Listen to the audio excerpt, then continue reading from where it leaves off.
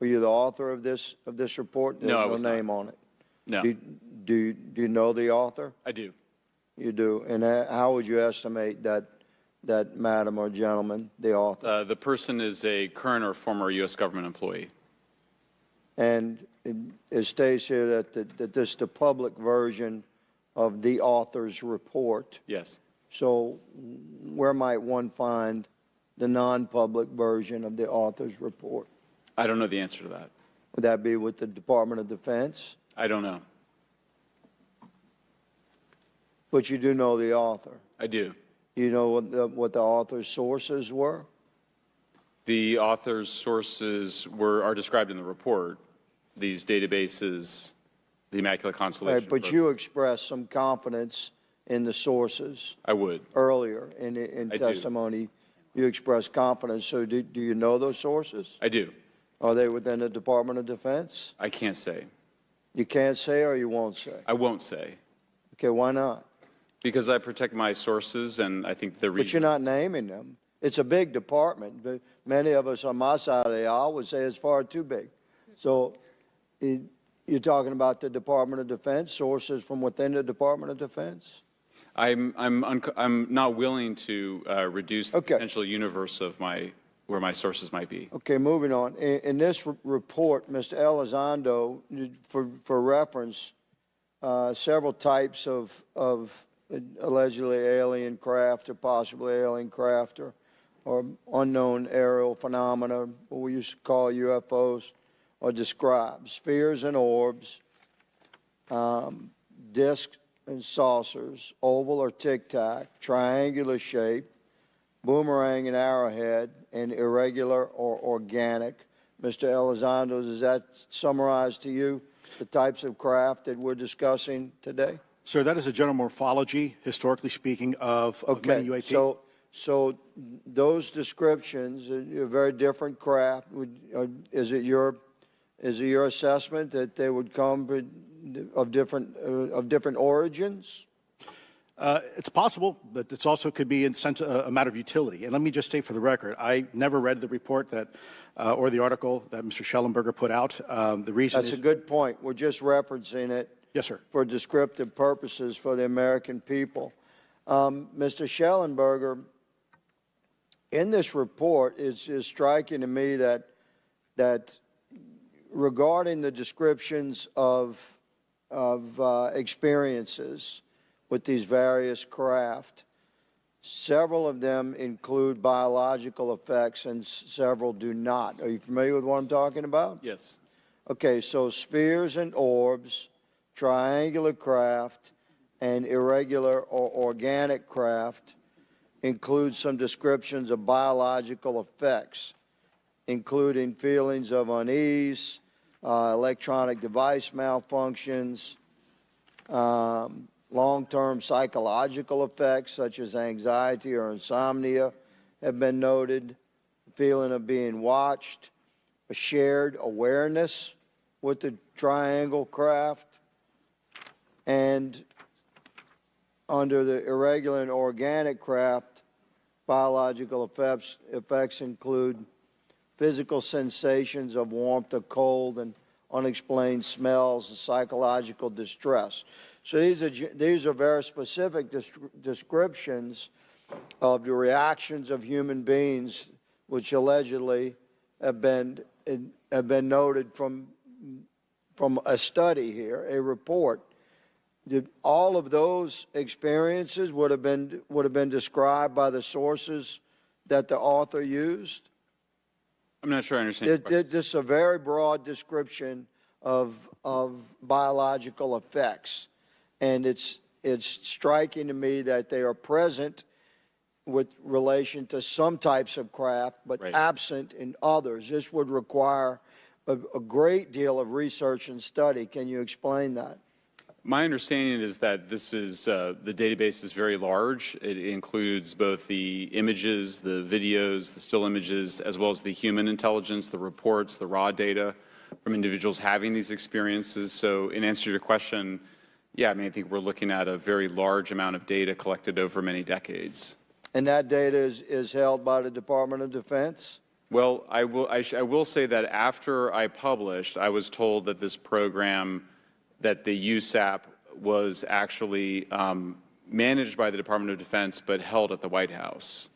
Roger But that. that's a single source, and I don't have multiple sources to verify that. Thank you, sir. I did my best to trick an answer out of you, but I was partially successful. Madam Chair, I yield. Thank you. I now recognize Mr. Frost for 5 minutes of questions. Thank you, Madam Chair. In addition to serving on this committee, the Oversight Committee, I also serve on the Science, Space, and Technology Committee, where we often discuss how essential data and evidence are used in science and used at departments such as NASA. During a hearing, NASA Administrator Nelson affirmed the importance of NASA in helping us to understand UAP. Mr. Gold, if the government doesn't have the data it needs on UAP because, say, someone who saw something is concerned about stigma, public backlash, et cetera, or maybe there's just not good systems in place, how are we supposed to ultimately figure out what's going on? Yeah, thank you for the question. And let me compliment Administrator Nelson that there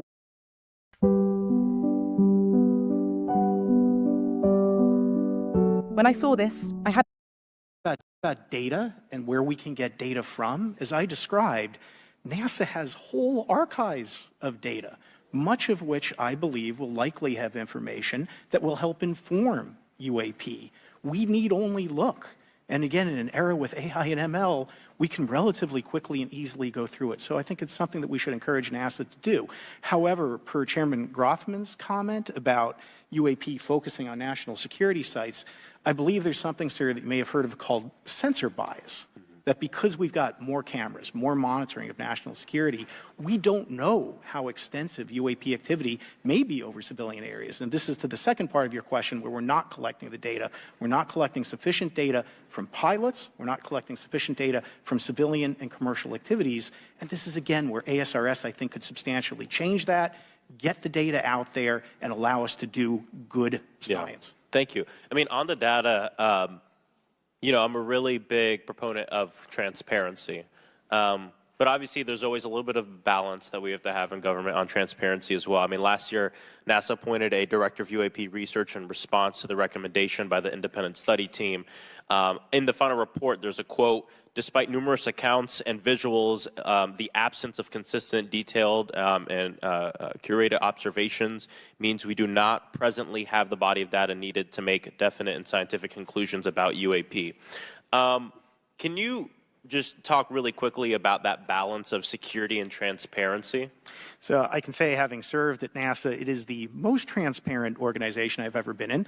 When we would have conversations of executive leadership, things would leak out almost instantly. So I can assure you, intentionally or not, NASA's very transparent. I don't know if many of you have worked with engineers or scientists. They love to talk. So I believe that NASA is a paradigm of transparency, but we must have the ability and the data to be able to be transparent with. And if we're not gathering that, if we're not looking at it, then we can't bring NASA into the game and get to that good science that you need. You know, it was about a year ago, I was touring a facility with a pretty senior government official. We went by a certain hangar and they said, yeah, that's, you know, a company leases that out. We don't really know what's going on in there. We have no way of knowing what's going on in there. And there was a few of those, in fact, while we were driving around this facility. To what extent do you think that some of the UAP out there comes from off the books or unauthorized experimental aircraft? I mean, I think probably the vast majority of UAP are drones, experimental aircraft, weather conditions, which is, again, why I say if we review the data, I think we're going to discover a lot about things we weren't even thinking about. But there is a percentage that isn't. And looking into those anomalies is how discoveries will be made. And relative to science, Congressman, if I can say, when NASA studies black holes, when NASA studies galaxies, we have instruments that are tailored to do so. With UAP, we're using cockpit gun cameras or cell phones. We could never do good science with that. And let me tell you, the NASA budget is under pressure. We need to make sure that the Artemis program is funded fully. We need to beat China to the moon and maintain our presence in low Earth orbit. So NASA would need more money to do this, but I think tailored instruments that would look at UAP. In the same way that we have tailored instruments to look at astronomical data is important to gathering valuable and uniform information. If we were studying black holes by using fighter cockpit cameras, we probably wouldn't know that much about black holes. 100%. Well, I think it's important that federal leaders take the necessary steps to ensure that UAP does not pose threats to the American public as well, and that we have the necessary budgets to collect this data so we can actually see what's going on. And I'm fully supportive of funding the Artemis mission. I think it's very important. Also, a personal note, the pilot is a frat brother of mine. He is a member of the Phi Beta Sigma Fraternity Incorporated, and so I would love to see my fraternity make it to the moon. But Redwire is building the cameras for Artemis, so we will take some pictures of your frat brother and get them. There we go. Thank you so much. I yield back. Thank you. I will now recognize Ms. Luna for 5 minutes of questioning. Mr. Elizondo, to your knowledge, can you name the country and around time frame that the first back-engineered UAP program started? Ma'am, unfortunately, I would not be able to have that conversation in public. Can anyone on the panel name that? I cannot. None of you? Okay. This next question is for Mr. Gallaudet. To your knowledge, have any USOs ever outpaced our submarines? Yes, ma'am. At what magnitude? I don't have the exact speed, but again, a witness came to me, a credible former submarine officer who observed it on sonar data. And this was in the 80s in the North Atlantic during a storm, and it outpaced his submarine by orders of magnitude. Are you aware of any hotspots that currently exist off our shores in North America? Not with sufficiently credible data, ma'am. Okay, we've heard reports of there potentially being hotspots, maybe entry and exit points. Have you heard of any of that? I have not, ma'am, but my colleague here, Mr. Elizondo, does discuss some USO activity that he's observed in certain DoD databases. Mr. Elizondo, in regards to these aircraft being piloted by whatever they might be, non-human biologics, would you agree that it's likely that they are being piloted by some mind-body connection? Ma'am, I think it is safe to presume here that they are being intelligently controlled because some cases seem to anticipate our maneuvers, and in other cases they seem to, I came across an email where the word stalked was used in a very secure email between Navy officers discussing their ships being pursued by a UAP. In our previous panel, we had Grush, and he had testified to say that some of these were interdimensional beings. Can you speak on that at all? Ma'am, I'm not qualified, certainly as a scientist or otherwise, to speculate points of origin. I looked at everything from a scientific perspective. So if you look at, for example, instantaneous acceleration, which was one of the observables of the program that I belong to, ATIP, the human body can withstand about 9 G-forces for a short period of time before you suffer negative biological consequences, blackouts and ultimately redouts and even death. Comparison, our best technology, the F-16, which is it's an older platform, but one of our most highly maneuverable aircraft, manned aircraft, made by General Dynamics, can perform about 17 or 18 G-forces before you start having structural failure, meaning that the airframe begins to disintegrate while you're flying. The vehicles we're talking about are performing in excess of 1,000, 2,000, 3,000 Gs. So are you, I guess, would it be safe to infer that they're living craft? I'm not prepared at this point to state for the record is something alive or not, because even that definition is hard. There was a time in science we thought that life required oxygen, and we now know that's not true. There are anaerobic bacteria that thrive in oxygen environments that lack oxygen. And so also same with photosynthesis. When I was in college, I was told everything is derived from photosynthesis as a form of energy. In reality, that's not true. There are things that live off of chemosynthesis. So we're constantly having to reevaluate our understanding of what the definition of life is. Mm-hmm. Do any of you ever come across reports from people that claim to have firsthand experiences with these entities, whatever they might be, or these aircraft, and then as a result, whether or not they're religious, find that these things will automatically disappear? Anyone, and this is open to any of you on the panel, so just real quick because I'm running out of time. Lou? Ma'am, I've always been a nuts and bolts kind of guy. When I was at ATIP, I was focusing more on the performance characteristics and less on the potential occupants. Okay, the reason I ask is because it seems like, just based on our conversations, that we've had people that say that there are good and bad of whatever these things are. And so my concern from a national security perspective is A, that true? B, are you guys hearing the reports of that? And C, I think moving forward in regards to technology, Mr. Gold, if you can answer this real quickly, some of these aircraft, it seems that they are operating off of energy that we don't currently have. But just yes or no, in your opinion, if we were able to obtain that, would that impact humanity for the better or negative? Would certainly save us some money on funding on Artemis. Definitely. And this is a national security issue, that if there is such technology out there, we're not the only country that might have access to it. We don't want to be on the wrong end of technological surprise. Okay. Thank you guys for your time. All right, thank you. I will now recognize Mr. Garcia for 5 minutes. Thank you, and I apologize for stepping out. My governor is here upstairs, so I'm trying to get in between meetings, so apologize for that. I want to just start by just asking everyone on the panel or witnesses, and I had a chance to read all the testimony before, but just to set the agenda, just if we can go down real briefly, do you believe, just for the record, that the federal government, any part of the federal government, is knowingly concealing evidence about UAPs from the public? Yes, sir. 100%. Yes. Yes. Thank you. I also want to just go down the line. I know many of you have already said this, but just for the record again, just briefly, what do you believe UAPs could be or are? Strong evidence that they are non-human, higher intelligence. I echo my colleague's comment, sir.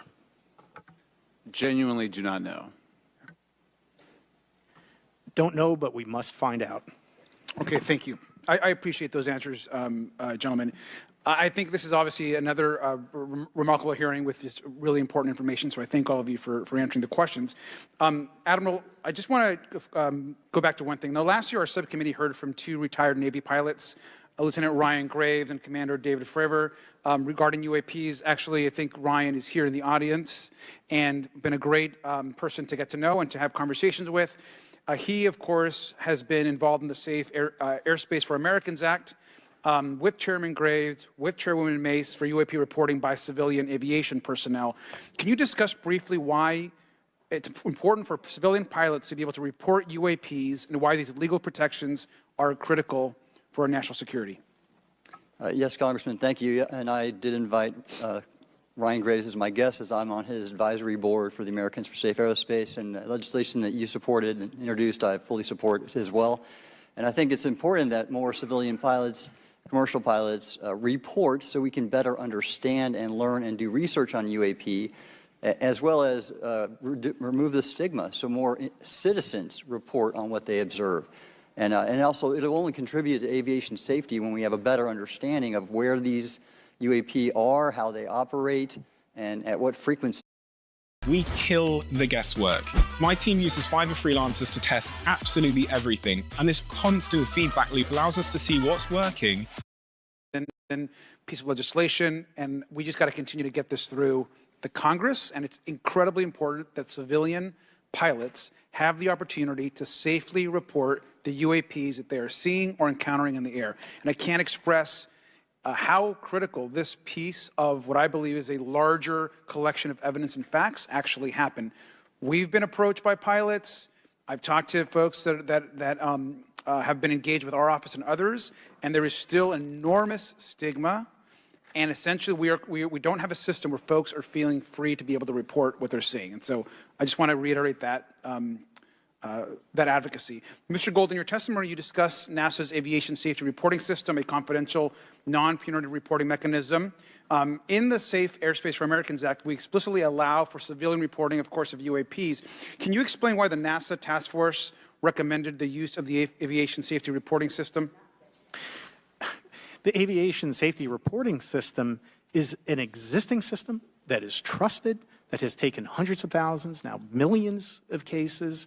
And again, recognizing budgetary constraints, this seemed like the perfect way to be able to gain more data. And when it comes to the stigma, sir, it's something that pilots are used to reporting on, that crew is used to reporting on. So it's a great way to get data, to overcome the stigma without spending really that much more additional money since the system exists. Thank you so much for your support of that. Thank you for what Ryan Graves does. This is a common sense means to expose the truth of UAP for the purpose of this hearing. Thank you. And I just want to also add, now earlier this year, as part of the House Defense Authorization Bill, the NDAA, I had filed an amendment to include the UAP Disclosure Act, which would create a UAP Records Review Board and exercise with exercise of eminent domain over UAP-related material, modeled actually on the JFK Assassination Records Collection Act, which is widely known. Now, the amendment was blocked, but thankfully the Senate included the amendment by Senator Rounds and Schumer for the UAP Disclosure Act. So I just again want to say that we should be pushing and ensuring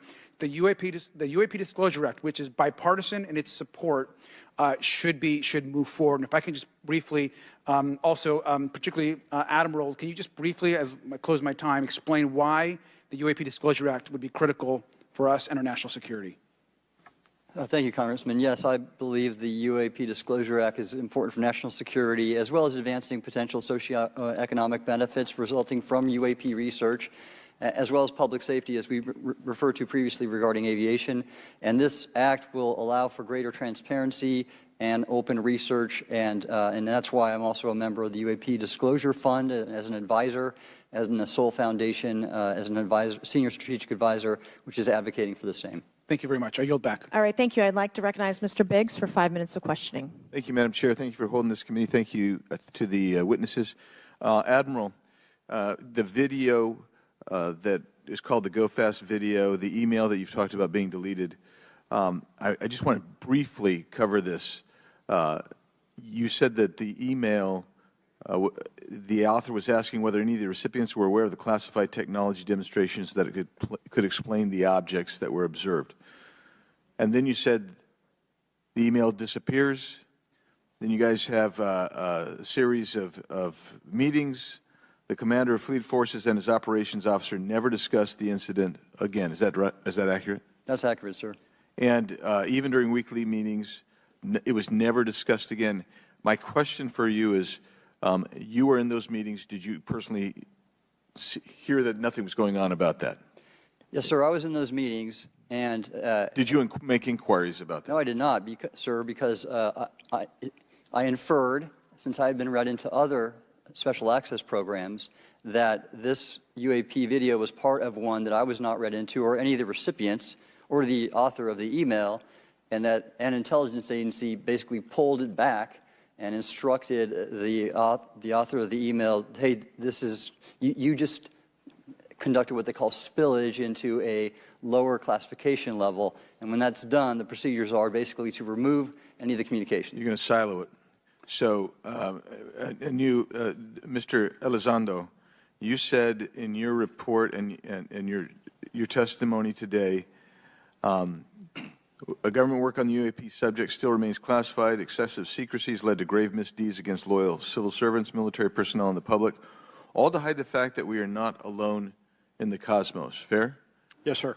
All right, and all of you, and Mr. Schellenberger, by the way, I've read several of your books, Mr. Schellenberger, excellent stuff. Thank you. What I would say, too, is you were asked about the veracity of the author of this report. You comfortable with the veracity? Yes. Okay. And then, and I'll get to you in a second, Mr. Gold. We'll talk about Kuhnian and Lakatoshian scientific advancement and how we're obviating that through these processes. But we'll get to that in a sec. Because what I want to really get to is the ultimate question really becomes this. For what purpose is the federal government overclassifying, because that's what they're doing, they're overclassifying, and forbidding the public for getting access to this? And if you know, if you have an explanation, I'm curious, because I know what I've been told. I just want to know from your perspective, why do they overclassify? Mr. Elizondo, you look like your finger on the button ready to go. Yes, sir. Forgive me. I think there's several reasons. I think at the time when this reality became evident to the U.S. government. We were in the middle of the Cold War with then Soviet Union, and we did not want to tip our hands to what our knowledge base was on this topic. We did not want to broadcast that to the Cold War's long over. It is, sir. It is, sir. There's also then the philosophical argument that the Department of Defense and the intelligence community is solution-oriented. And when you don't have answers, it's a really tough spot to be in. It's easier to be quiet and suppressed than if you don't have the answer. Indeed, sir. In fact, there's a very real example when we built the U-2 spy plane and flew it over then Russia, and we're taking reconnaissance. And when we first started flying the aircraft, it flew so high and so fast we thought they weren't tracking us. In reality, they were tracking every flight. It wasn't until the Russians could develop the SA-2 surface-to-air missile and successfully shoot them down. I would suggest to you also, along with Lakatos and Kuhn, you also have a problem with Kenneth Arrow's path dependence or increasing returns. That's one reason why they won't disclose it. It's too painful to admit. But I just want to read a couple things from Mr. Schellenberger's what he gave to us today, because I think this is interesting stuff, and I just want to convey this to you. On USG networks, there exists infrared footage of and imagery of a grouping of vessels engaged in SIGINT and mass collection at night in a specific area of the Pacific Ocean. This footage, which was in close proximity to the vessels, a large equilateral triangle UAP suddenly appears directly over the ships. These three bright points are seen at each bottom corner of the UAP, which is observed to slowly rotate on its horizontal axis. And he goes on to describe that. And I just want to read one more, and I'm doing this because I think it's interesting. This stuff is interesting as anything. So let's get this one here, right here. While performing a routine airspace surveillance and control mission in the Eastern Air Defense Sector, an F-22 fighter observed multiple UAP contacts at mission altitude. Moving to intercept, the F-22 pilot noted multiple metallic orbs slightly smaller than a sedan hovering in place. Upon vectoring towards the UAPs, a smaller formation of the metallic orbs accelerated at rapid speed towards the F-22, which was unable to establish radar locks on the presumed hostile UAPs. The F-22 broke trajectory and attempted to evade, but was intercepted and boxed in by approximately 3 to 6 UAPs. And then I'll leave that there, but because I just have no more time left. Well, she's not looking. So let's just get into let's get into part of this. I thought I would be saved by the bell. No. Let's talk about Kuhnian, Lakatoshian type of scientific development, and the problem that we have here is you have institutional blockage of what would be normal development of scientific ideas.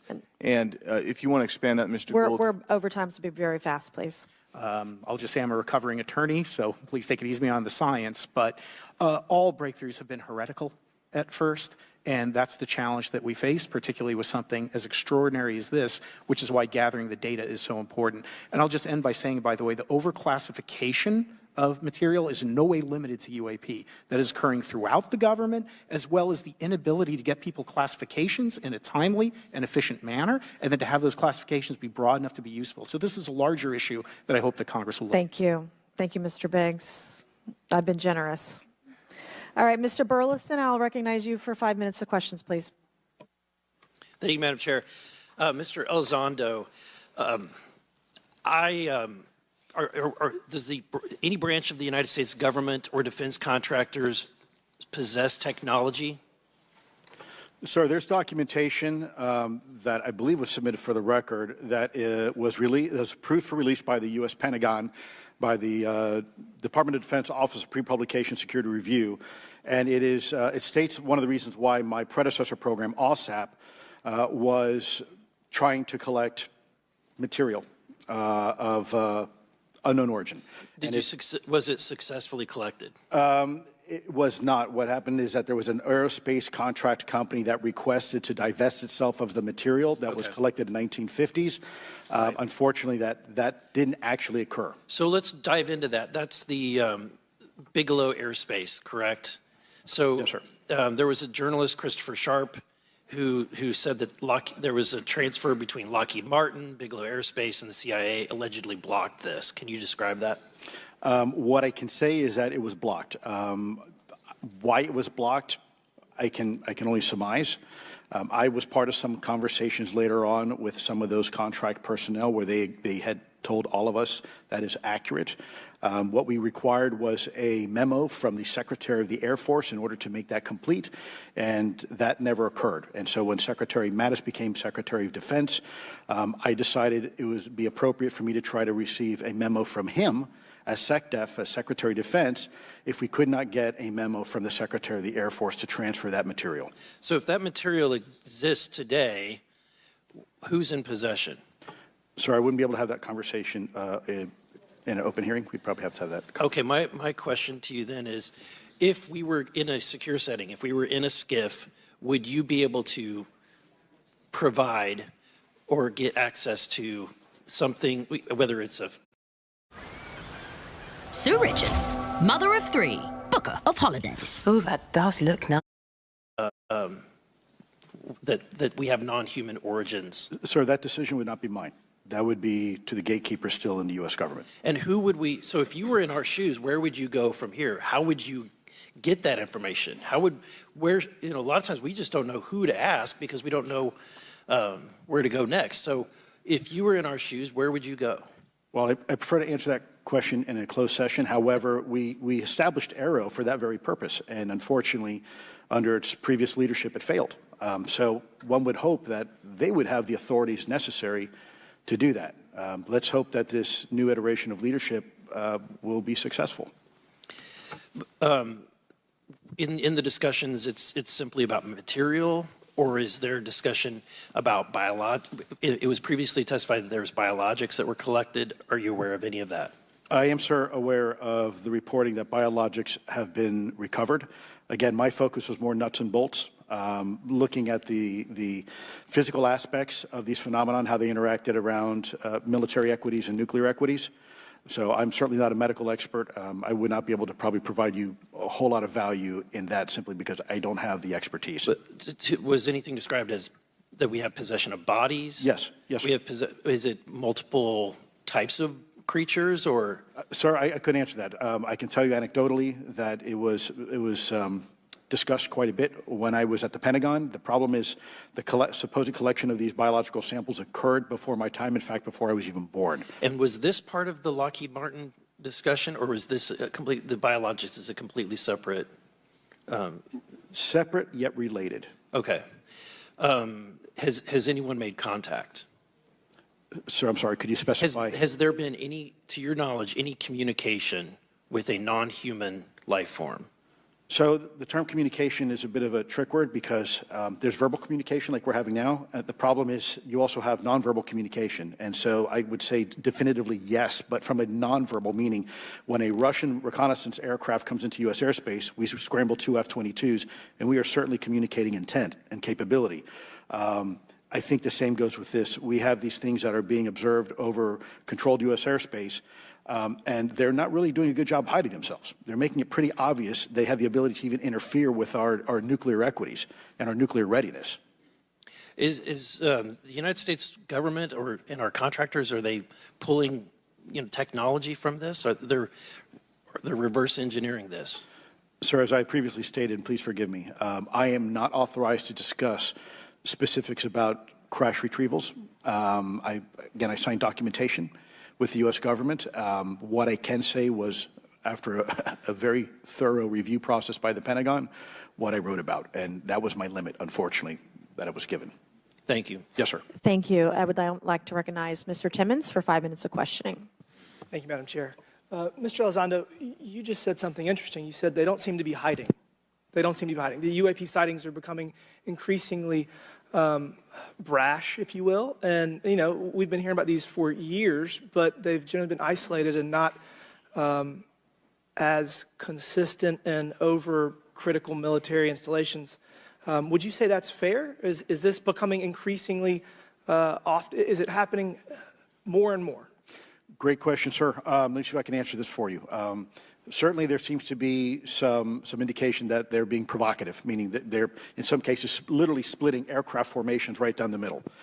So that's an air safety issue.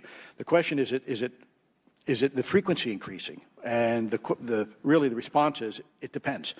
yes, it's possible that there is an increase in frequency, but it's also possible that there's heightened awareness now, and there's also more pervasiveness of technology out there that's collecting this information and that can record this information. So we're not quite sure yet if it's actually an increase in numbers of these events, or is it that we have better equipment now that to record these things, and we have a better ability, if you will, to analyze these things. And that's my next question.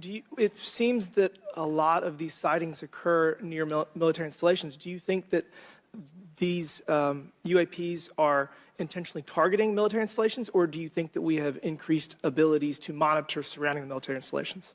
Sir, maybe both. Part of my concern is we have something in the Department of Defense and the intelligence community called IPB, Initial Preparations of the Battle Space. And we use equities like ISR, intelligence, surveillance, and reconnaissance, or other type of equities and technologies to prep the battle space. And certainly, you know, if I was wearing my national security hat, even if there was a 2% chance that there was some sort of hostile intent here, that's 2% higher than we really can accept. And so we must figure out, there's a calculus, capabilities versus intent, in order to identify if something is a national security threat. We've seen some of the capabilities, yet we have no idea in the intent. And so this is why this discussion is somewhat, I think, problematic from a governmental perspective, because we have no idea. Sure, thank you. Mr. Schellenberger, you're particularly familiar with the Langley Air Force Base incident a year ago? Are you familiar? Just from what I read in the Just news. from what you've read? Yeah. I would imagine a large percentage of the American population became aware of that with the Wall Street Journal article. Would you agree with that? Yes. And were you aware of that incident prior to the Wall Street Journal article? No. To the rest of the panel, was the Wall Street Journal article the first time that y'all were made aware of what was essentially an over 2-week UAP frenzy over Langley Air Force Base? Were y'all aware of this prior to the Wall Street Journal article? Anybody? Show of hands. Yes, sir. Dr. Guyette, could you give me how did you become aware of it? Well, a colleague of mine who I referenced previously, Chris Mellon, he wrote an extensive article about this, that there were other incursions of drones over Langley before this, as well as many, many military installations over the last 5 decades. And it's my understanding that there's been an ever-increasing in number, and I'm trying to think how to say this because I wear 2 different hats. I'm still in the Air Force. So, I mean, it seems that they're becoming increasingly brash, and the question that we really have to figure out is it China or is it non-human? And I think that's the biggest question the American people want to know. If it's China, it's scary because they have a lot of technology that we cannot explain. And if it's non-human, that's scary because we don't know the intent. Would you say that's fair? Yes, Congressman. And in fact, I really believe that we should use this hearing as a catalyst to improve and bolster our air defense capabilities and our maritime domain awareness capabilities, because obviously there are holes in it, whether it be UAP of non-HI direction or NHI direction, or, as you say, sir, China or any other adversary. Are you all aware of any task force at the Pentagon or in the national security apparatus that's trying to assess the answer to that question? At the current moment, sir, no, but this is a great point. From 2020 to 2022, there was a UAP task force in the DoD succeeding where Mr. Elizondo worked, led by Jay Stratton, who had the first comprehensive whole-of-government approach to UAP, which involved pathways to declassification and to increase transparency, as well as assessing the national security risks of UAP. This was a really well-established approach, and we have all advocated that something like it return. I'm running out of time. The last thing is that we need authorities. The law enforcement, military do not have authorities to actually engage, and Congress needs to act to give those authorities to local law enforcement and the military so they have clear guidelines on how to assess these issues going forward. I yield back. Thank you. Thank you. I'd like to recognize Ms. Boebert for 5 minutes of questions.